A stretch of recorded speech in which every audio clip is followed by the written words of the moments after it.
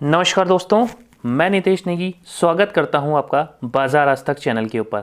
हम लोग फिर से हाजिर हैं एक नए वीडियो के साथ में, एक नई अपडेट्स के साथ में, ताकि आप लोग हमेशा अपडेट रहें।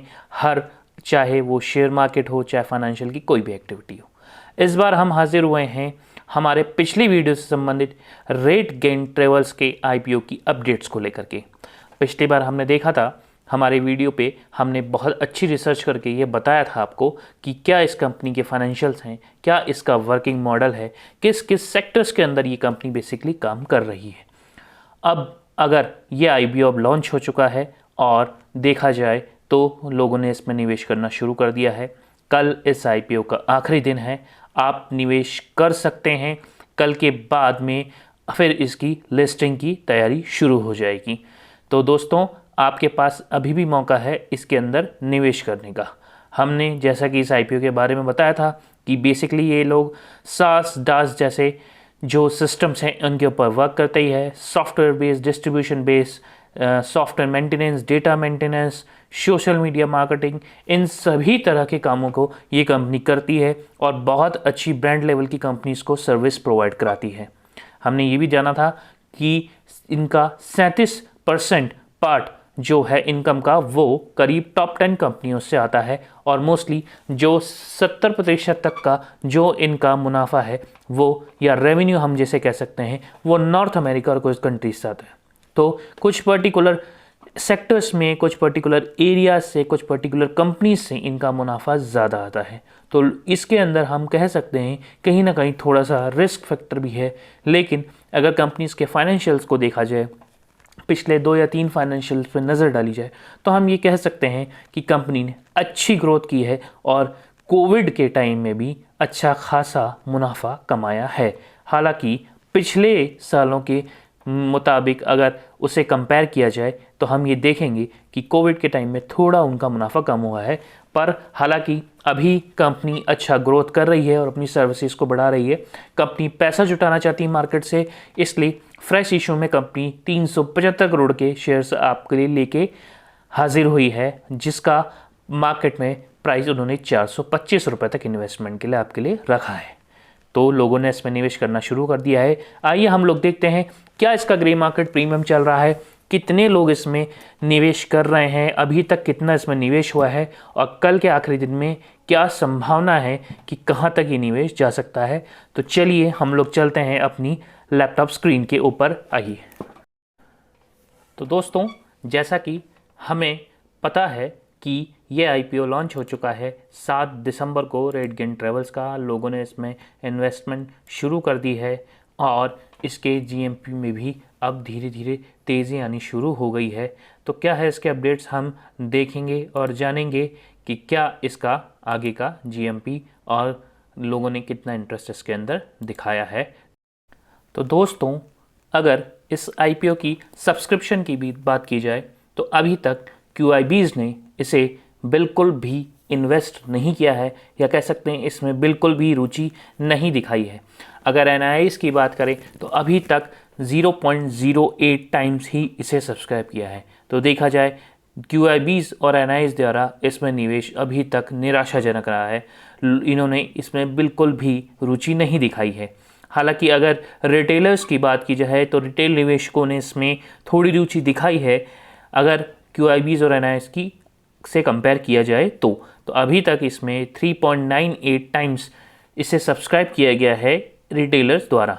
हालांकि इस कंपनी का जो बिज़नेस मॉडल है, अगर हम देखा जाए तो हम कह सकते हैं कि ये फ्यूचरिस्टिक है, क्योंकि हम जानते हैं कि फ्यूचर जो है कहीं ना कहीं सॉफ्टवेयर बेस रिलेटेड चीज़ों, डेटा बेस रिलेटेड चीज़ों और social media marketing related sectors में ही अधिकतर होने की संभावनाएं हैं।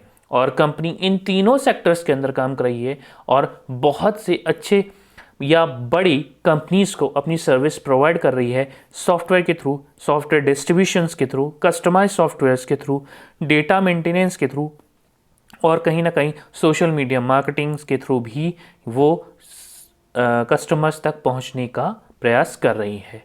लेकिन अभी तक देखा जाए तो बहुत अच्छा सब्सक्रिप्शन इसे नहीं मिला है। हालांकि हमने ये चीज़ देखी है और अब बहुत से पिछले आईपीओस में भी देखा है कि आखिरी दिन बहुत अच्छा निवेशक इनमें निवेश करते हैं आईपीओस के अंदर। शुरू के 2 दिन इनका सब्सक्रिप्शन बहुत कम रहता है, लेकिन आखिरी के 2 से 3 घंटे और तीसरे दिन बहुत ज़्यादा निवेश इनमें आता है। अगर हम टेक इंडस्ट्रीज़ की बात करें तो शुरू के 2 दिन अगर हम उनमें देखेंगे तो बहुत ज़्यादा उनमें भी हमें तेज़ी देखने को नहीं मिली थी। जीएमपी के अंदर या निवेशकों में के द्वारा उसमें बहुत ज़्यादा रुचि नहीं दिखाई गई थी। पर अगर हम तीसरे दिन की बात करें और आखिरी के 2 से 3 घंटों की बात करें तो हमने देखा था कि उसमें बहुत ज़्यादा तेज़ी आई थी।